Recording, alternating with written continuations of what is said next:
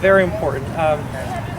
With the breakout of war, and as horrific as it was, during the period of the war, 61 through 65, we saw the largest religious revival that the United States has ever seen. Numbers close to almost 300,000 men had either converted to Christianity or were baptized in that short period.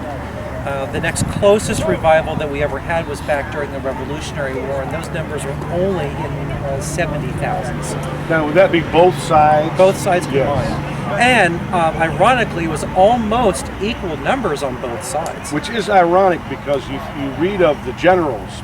Yes. And you read much more on the southern side as far as religious strictness. Absolutely. And the northerners at that time seemed to lean more to the intellectualism. Right. And I personally, I feel that has a lot to do with their lifestyle. You were a farmer and you were a tiller of the land in the South, and you had your roots, so to speak, in what you were doing rather than the industrialist North running business and commerce, if you will. Very fast-paced as opposed to a slower-paced life. I think that had a lot to do with it. The South still is very deep-rooted with their faith. The Catholic faith, of course, at that time was still a lot of religious persecution. Most of the Catholics were in Louisiana, which is still a very Catholic state today, or the Irish that were here that fought with Georgia, and of course the three brigades from New York, and the chaplain, the Portray Father John Bannon, was from St. Louis, Missouri. St. Louis, I was going to ask you. Yes, he did help to build the St. Louis Catholic Church that is there today.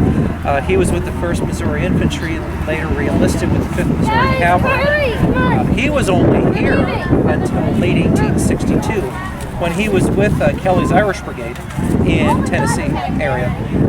The bishop in Richmond and President Davis learned that he was there and called him down to Richmond, asked him to serve a diplomatic mission, wanted him to go back to Ireland and sway the Irish males to stop enlisting in the war, because of course they couldn't get through the Union blockade, so they were all enlisted in the Union Army.